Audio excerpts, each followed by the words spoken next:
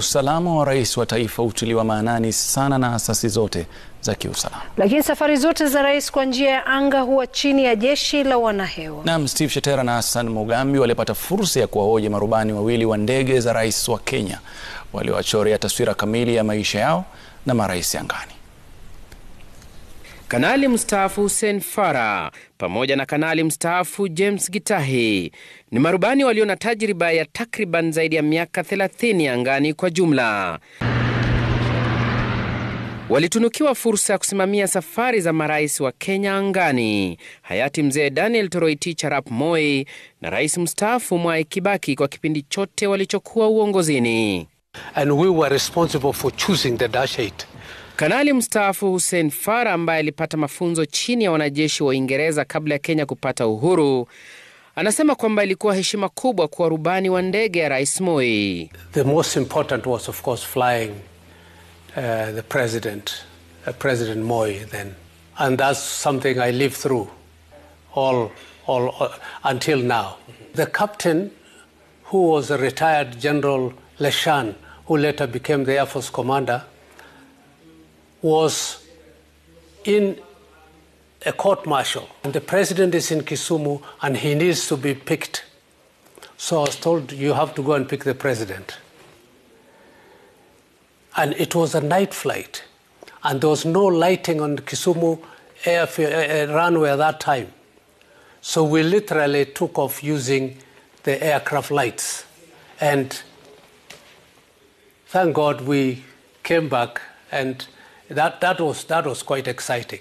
Na je, Rais Moi alitangamanaje na marubani wake? You would not believe it's the same man who was so kind when you see him in politics. If we go and pick him from Kabarak, he would request us to join him for a breakfast at Futozali.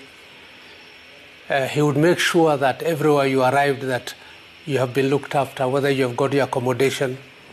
Things that would other people that we have flown would not care about, President Moi would go to those details. Kwa mujibu wa kanali mstaafu Farah, hayati mzee Moi alikuwa mzalendo na hakuwachukulia kama wanahewa tu, ila Wakenya waliokuwa na mchango mkubwa kwa taifa. You know at some point that he will come to the cockpit and he will come and ask you about issues in the country. Sometimes issues in the military. So you have to be very careful and you want to tell the president the truth. You know,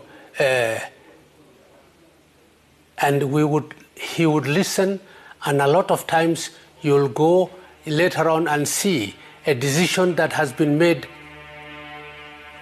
based on what you told the president. Anakumbuka jinsi mzee Moi alifurahi wanajeshi walipounda eneo maalum katika ndege yake, eneo la kupachika rungu waliokuwa akipenda sana. The words he used was, munaangalia welfare yangu kabisa kabisa. You know, that too. Yes. You know, sometimes he would become such a simple man, the head of state. Na baada ya kustaafu, Kanali Farah alimpokeza usukani Kanali James Gitahi ambaye alipata fursa ya kuwahudumia Rais Moi na Rais Kibaki. Kama kamanda wa kitengo cha kuwasafirisha watu mashuhuri nchini, yani VP Squadron, Kanali mstaafu James Gitahi anasema kwamba Rais Moi alikuwa na usuhuba. What I also liked about him was a stickler to time, no? I remember this one time we were in Dakar and he called me to his hotel room and asked me, Colonel, what time do you want us to arrive in Nairobi? I want to arrive in Nairobi at 6 o'clock. We had, I think, military games, which they were supposed to close. So I told him, if you come at the airport at 3:30, then we'll be able to make it. And sure, he was there at 3:30 a.m. in the morning. So he was keen on time. He was very outgoing, I would say that. And also he used to crack a lot of jokes, because you could hear people literally laughing in the cabin, and very loud. And he also liked watching a lot of documentaries, especially movies on wildlife. Kwa upande wake, Rais Kibaki alikuwa mtu mnyamavu. He was a quiet man.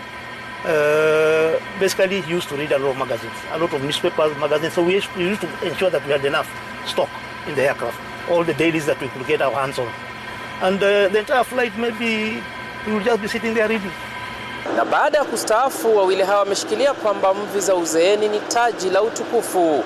na wamejiunga na Wakenya wengine kujenga uchumi wa taifa. Wakiwa sasa katika kampuni ya ndege ya Bluebird, wanaendeleza taratibu na uadilifu walizojifunza katika jeshi. I've been an instructor for a very long time, since 1984, and I've taught a lot of people. Some of them are in Kenya Airways, some of them are here in Wilson, so I've taught quite a lot of people. So it's nice because you can see you are transferring the knowledge that you have to somebody else. And translating that experience to, flying within Bluebird Aviation, that makes us, a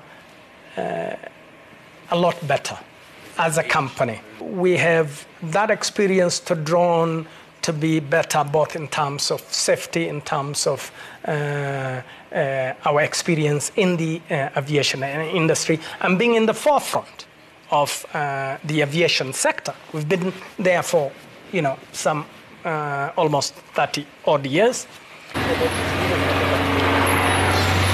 Na licha ya changamoto za siasa za kimataifa na ugonjwa wa COVID-19 ulioathiri sana biashara yao ya usafiri wa shehena, haswa miraa kuelekea nchini Somalia, wanajizatiti. In the foreseeable future, say by June 2022, that more people would have taken vaccine, and that there will be more members of the public who would want to fly locally, and that there will be more tourists in due time that would be willing to come into the country and fly with us. So with regard to COVID, yes, we have been seriously affected.